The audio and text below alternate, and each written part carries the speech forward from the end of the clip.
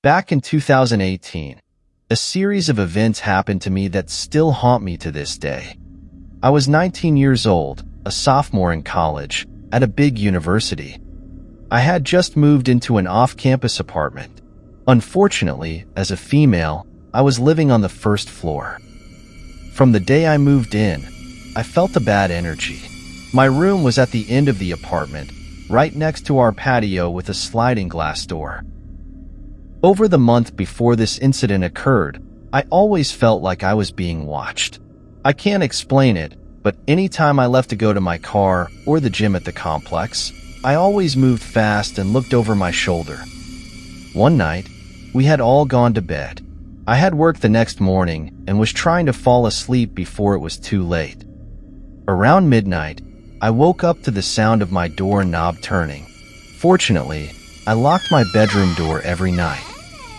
It became a habit after I had this terrible lucid dream about a man standing in my dorm a few months prior. I sat up and looked at my door. After a few minutes of silence, I thought maybe I was just hearing things. I laid back down, but a few minutes later, I heard it again. This time, I knew for sure what it was. I sat straight up in bed and looked at the base of the door. I saw shadows of feet. Someone was 100% standing there. Then I heard 3 faint knocks. Without even pausing to think, I yelled out, "Who's there?" I figured at first that it had to be one of my roommates messing with me, but no one answered. It was silent again. I called one of my 2 roommates, the one I figured would possibly do something like this. She answered after 3 rings and was super groggy. I had just woken her up. I told her to lock her door because I was pretty sure someone was in the apartment. We woke up our other roommate by banging on the walls because her phone was off for the night. We didn't feel safe going out of our bedrooms if someone was still inside. She was so confused by the noise. She came running out of her room thinking it was morning time and someone had been locked out. I heard her come out and finally then opened my door and came out. We checked the entire apartment, but no one was there.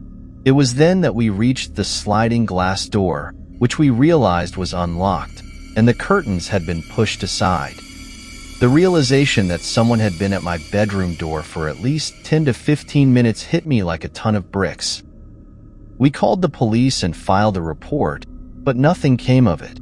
I was so creeped out, I couldn't sleep in that room again. Every time I tried to go back to that apartment, weird things happened. We ended up calling the police a second time when we heard someone outside of my roommate's window at 2 o'clock in the morning. We had all decided to sleep in her room that night since I couldn't be in my room. When we all woke up to the sound, we called right away. They didn't find anyone, but did see footprints around the window. The weird thing was when I wasn't at the apartment, nothing ever happened. It was only when I was there that odd things occurred, as if someone had been watching me the entire time, only trying to get me. They hadn't stolen anything and didn't try opening any of my roommates' doors, which were both unlocked. They would have gotten in with no problem. Now, the weirdest part of the story. My boyfriend at the time, who is now my husband, lived in a different city and would come and visit me on the weekends. Right after the break-in, he was driving his car when he noticed a problem with his tire. He took it to the shop, and they told him that in all their years of experience, they had never seen anything like this. Someone had taken 4 of the 5 lug nuts off 2 of his tires. The fact that the wheels hadn't popped off while he was driving and possibly killed him was crazy. It was such a vicious and intentional thing to do. I have no idea if this was done by the same person who broke into my apartment, but the timing of the events is definitely suspicious. Every time I think about it, I get chills. It felt like someone was always watching me, waiting for the right moment to strike. I hope no one ever has to experience what I did. Back when I was in college, my best friend Jake and I heard a rumor that his dormitory was haunted. I had stayed there for 2 years without encountering anything unusual, so I was skeptical. However, I could see why the rumor started. The dorm was old and creepy, with dim lighting and creaky floors. Jake was convinced the rumors were true and often teased me about it. One day, trying to prove my point, I placed a hot cup of coffee in the sink and said, "If this cup magically empties itself by the time we get back from class, I'll believe you. Deal?" Jake grinned. "Want to bet on it?" "Come on, you won't bet on it because you know you'll lose." We both laughed and headed to class. The day passed uneventfully, and I forgot about the cup. When I returned home, I noticed Jake was asleep on the couch. This seemed odd as he would normally be playing games or cooking in the kitchen. I put my bag on the table and noticed the cup in the sink. The coffee was still there, cold and untouched. "I knew it," I said to myself, feeling a bit smug. I started to pour the coffee away when my phone vibrated. It was Jake calling. "Why are you calling me?" I muttered, thinking he had left his phone at school. I answered, "Hello? Hey, just eat without me tonight if you're hungry. I'm still at the store getting food supplies for next week." I grabbed some coffee too. I noticed we're almost out. "Oh, and I tried looking for that green sauce you like for the homemade burgers. No luck though." I froze. "But wait," Jake continued. "Another checkout just opened. I'll cook tonight. I shouldn't be too long. See ya." I was confused and my eyes darted around the room as I tried to gather my thoughts. That's when I realized something terrifying. Jake wasn't asleep on the couch. The figure was still there, motionless. My heart pounded in my chest as I slowly backed away. "Hey, I hope you are hungry," a voice suddenly whispered from behind me. I spun around and saw nothing. The room was empty, but the air was thick with dread. I backed out of the room, grabbed my keys, and fled the apartment. I didn't stop running until I was outside in the brightly lit street, gasping for breath. When Jake came back, I told him everything.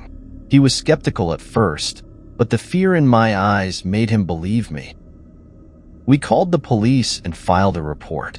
They searched the apartment but found no one. However, they did find signs that someone had been living there.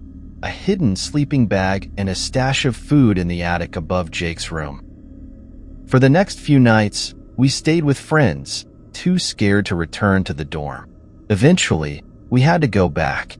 We decided to face whatever was haunting us together, but the weirdness didn't stop. One night, we were all in Jake's room, trying to distract ourselves with a movie. Suddenly, we heard scratching at the window. Jake and I exchanged nervous glances, then slowly approached the window. We pulled back the curtain and saw nothing, just darkness. "Must be the wind," Jake said, trying to sound brave, but we both knew it wasn't. That same night, around 3 a.m., I woke up to a faint whispering sound. I sat up in bed, my heart racing. The whispering grew louder, and I could make out words. "Get out! Get out!" Terrified, I ran to Jake's room and woke him up. "Jake, do you hear that?" I whispered urgently. He listened, and his eyes widened. "Yes, I do." We both sat there, paralyzed with fear, as the whispering continued. It seemed to come from the walls, wrapping around us like a cold blanket. We decided to leave the dorm immediately and spent the rest of the night at a 24-hour diner, sipping coffee and trying to make sense of what was happening. The next day, Jake suggested we visit a local historian who knew about the dorm's history. She told us that many years ago, a student had mysteriously disappeared from that very dorm. His body was never found, but his presence was said to linger, haunting the building. We moved out of the dorm as soon as we could, but the experience stayed with us. Sometimes, I still hear the whispers in my dreams, telling me to get out. Jake and I remained friends, bonded by the terrifying experiences we shared. To this day, The memory of that haunted dormitory lingers, a dark shadow over our college years. We never found out who or what was in that dorm with us, but the fear it instilled is something we will never forget.